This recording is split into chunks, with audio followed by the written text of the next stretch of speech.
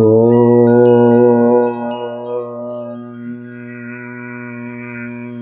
நம சிவாய.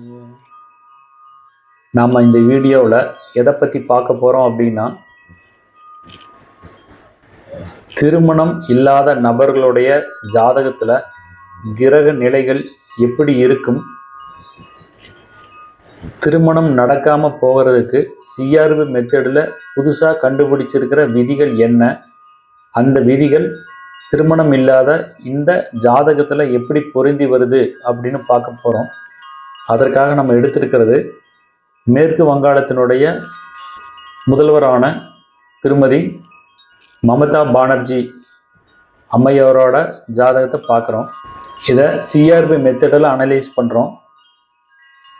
CRP method அப்படின்னா பிளானட் லிங்கிங் பற்றி முக்கியத்துவம் கொடுத்து அதனால் ஏற்படுற தொடர்புகள் மூலமாக கிடைக்கிற பலன்களை பற்றி பேசுது.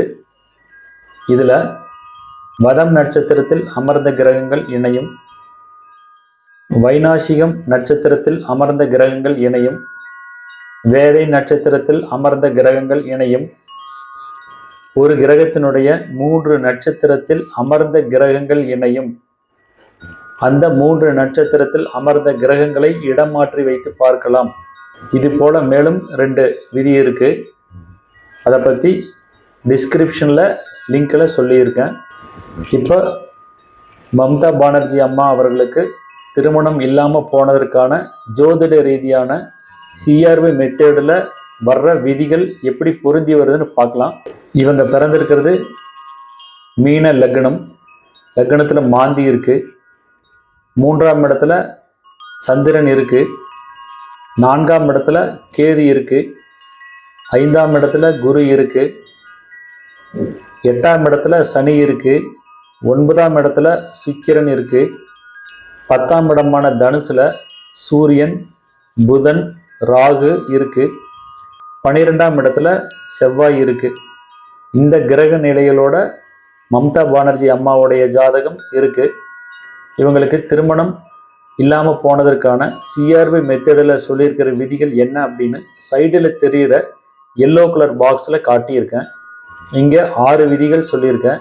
இதில் முதல் 4 விதிகள் காமனான ஃபேக்டர் இருக்குது. என்ன அப்படின்னா, லக்னத்திற்கும் 2ஆம் இடமான குடும்பஸ்தானத்திற்கும் 5ஆம் இடமான புத்திரஸ்தானத்திற்கும் 7ஆம் இடமான கணத்திரஸ்தானத்திற்கும் செவ்வாய் சனி தொடர்பு வரணும். இந்த செவ்வாய் சனி தொடர்புங்கிறது சித்தர்கள் சொல்லியிருக்கிற கிரக தொடர்புகள் முறையிலையும் ஏற்படும். அதோடு இல்லாமல் மேலும் சிஆர்பி மெத்தடில் சொல்லியிருக்கிற முறையிலையும் கிரக தொடர்புகள் ஏற்படும். இதை அடிப்படையாக கொண்டு தான் இந்த சிஆர்பி மெத்தட் உருவாக்கப்பட்டுள்ளது. மேலும் 2ஆம் வீட்டிற்கும் ராகுவிற்கும் வதம் அல்லது வைநாசிகம் அல்லது வேதை நட்சத்திரத்தில் ஏதாவது கிரகமோ மாந்தியோ லக்ன புள்ளியோ இருக்கணும். இந்த 6 விதிகள் இருந்ததுனால தான் இவங்களுக்கு திருமணம் இல்லை அப்படிங்கிறத உறுதியாக சொல்ல முடியுது. இங்கே முதல்ல இருக்கிற ரூல் பாருங்க.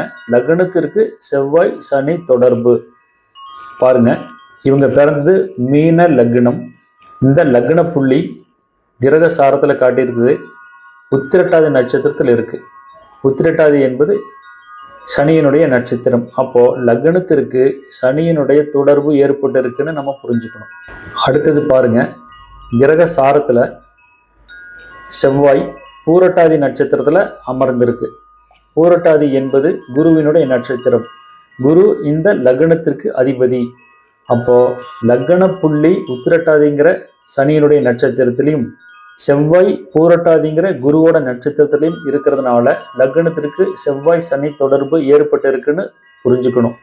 2க்கு செவ்வாய் சனி தொடர்பு, அதாவது குடும்பஸ்தானத்திற்கு செவ்வாய் சனி தொடர்பு இந்த ஜாதகத்தில் எப்படி வருதுன்னு பாருங்க. மீன லக்னத்திற்கு 2ஆம் இடம் மேஷம், இதன் அதிபதி செவ்வாய்.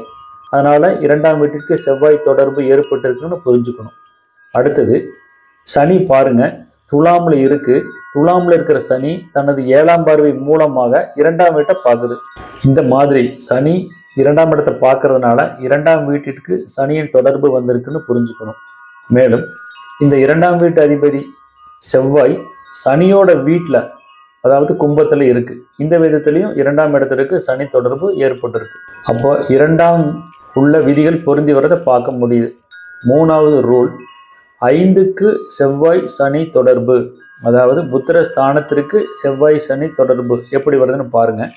லக்னம் மீனம், 5ஆம் அதிபதி சந்திரன் எங்க இருக்கு? ரிஷபத்தில் இருக்கு. ரிஷபத்தில் இருக்கிற சந்திரனை செவ்வாய் தனது 4ஆம் பார்வை மூலமாக பார்க்கறதுனால 5ஆம் வீட்டு அதிபதிக்கு செவ்வாய் தொடர்பு வந்திருக்குன்னு புரிஞ்சுக்கணும். அடுத்தது 8ஆம் வீட்டில், அதாவது துலா ராசியில் இருக்கிற சனி தனது 10ஆம் பார்வை மூலமாக லக்னத்திற்கு 5ஆம் இடமான கடகத்தை பார்க்குது. இந்த விதத்தில் லக்னத்திலிருந்து 5ஆம் வீடான கடகத்திற்கு சனி தொடர்பு ஏற்பட்டிருக்கு. அப்போ 3வது ரூல் பொருந்தி வருதுங்கிறத பார்க்க முடியுது. 4வது ரூல், 7க்கு செவ்வாய் சனி தொடர்பு. இங்க மீன லக்னத்தினுடைய 7ஆம் வீடு கன்னி, இதன் அதிபதி புதன் தனுசுல இருக்கு. அப்போ தனுசுல இருக்கிற புதனை சனி துளாராசியிலிருந்து 3ஆம் பார்வையாக பார்க்குது. அதனால 7ஆம் வீட்டு அதிபதிக்கு சனி தொடர்பு வந்திருக்குன்னு பார்க்குறோம். அடுத்தது லக்னத்திற்கு 12ஆம் இடமான கும்பத்தில் இருக்கிற செவ்வாய் தனது 8ஆம் பார்வை மூலமாக 7ஆம் வீட்டை பார்க்குது. இதனால 7ஆம் வீட்டுக்கு செவ்வாய் தொடர்பு வந்திருக்குன்னு பார்க்க முடியுது. இந்த விதத்துல சிஆர்பி மெத்தடில் இருக்கிற 4வது ரூல் பொருந்தி வருது. அடுத்தது 5வது ரூல், 2க்கு வதை அல்லது வைநாசிகம் அல்லது வேதை நட்சத்திரத்தில் கிரகம் இருப்பது. பாருங்க, மீன லக்னத்திற்கு 2ஆம் இடம் மேஷம், இதன் அதிபதி செவ்வாய் எங்க இருக்கு? கும்பத்தில் இருக்கு. இந்த செவ்வாய் பாதசாரத்துல செவ்வாய் அமர்ந்த நட்சத்திரம் பூரட்டாதி. பூரட்டாதி நட்சத்திரத்தில் இருந்து 22வது நட்சத்திரம் மூலம், அந்த மூலம் நட்சத்திரத்துல ராகு பகவான் இருக்காரு. அதனால 2ஆம் வீட்டினுடைய அதிபதி செவ்வாய் அமர்ந்த நட்சத்திரத்திற்கு வைநாசிகம் நட்சத்திரத்துல கிரகம் இருக்குதுங்கிறது பார்க்க முடியுது. அடுத்து 6வது ரூல், ராகுவிற்கு வதை வைநாசிகம் வேதை நட்சத்திரத்தில் கிரகம் இருப்பது. பாருங்க, ராகு இருக்கும் இடம் லக்னத்திலிருந்து 10ஆம் இடமான தனுசு, ராகு அமர்ந்த நட்சத்திரம் மூலம். இந்த மூலம் நட்சத்திரத்திலிருந்து 7வது நட்சத்திரம் பூரட்டாதி. இந்த பூரட்டாதி நட்சத்திரத்துல செவ்வாய் இருக்கு. அப்போ ராகு அமர்ந்த நட்சத்திரத்திற்கு வதம் நட்சத்திரமான பூரட்டாதியில செவ்வாய் இருக்குங்கிறத பார்க்க முடியுது.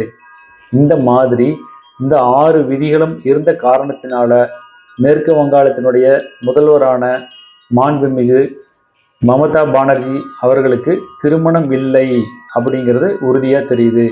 இது போல எந்த ஜாதகமாக இருந்தாலும், அவங்க உயர்ந்த நிலையில் இருந்தாலும் சாதாரண மனிதனாக இருந்தாலும், கிரக நிலைகள் இப்படி இருந்தால் அவர்களுடைய வாழ்க்கையில் திருமணம் என்பது நிச்சயமாக நடக்காது என்பதை உறுதியாக கூறுகிறேன். இது போல நீங்கள் பார்க்கிற திருமணம் இல்லாத நபர்களோட ஜாதகத்திலையும் இந்த விதிகள் பொருந்தி வரும். அதே சமயம் திருமணம் நடந்திருக்கு, இந்த விதி பொருந்தவில்லை அப்படிங்கிற பட்சத்துல நீங்க ஒரு நிமிஷம் அந்த ஜாதகம் சரியான மட்டும் அனலைஸ் பண்ணி பாருங்க.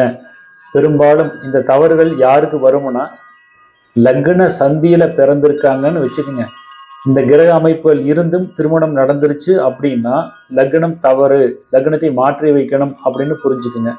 ஏன் அப்படின்னா, எனது நண்பர் ஒருத்தர் இந்த மாதிரி வேறொரு தலைப்புல நான் கொடுத்த விதிகள் பொருந்தலை அப்படின்னாரு.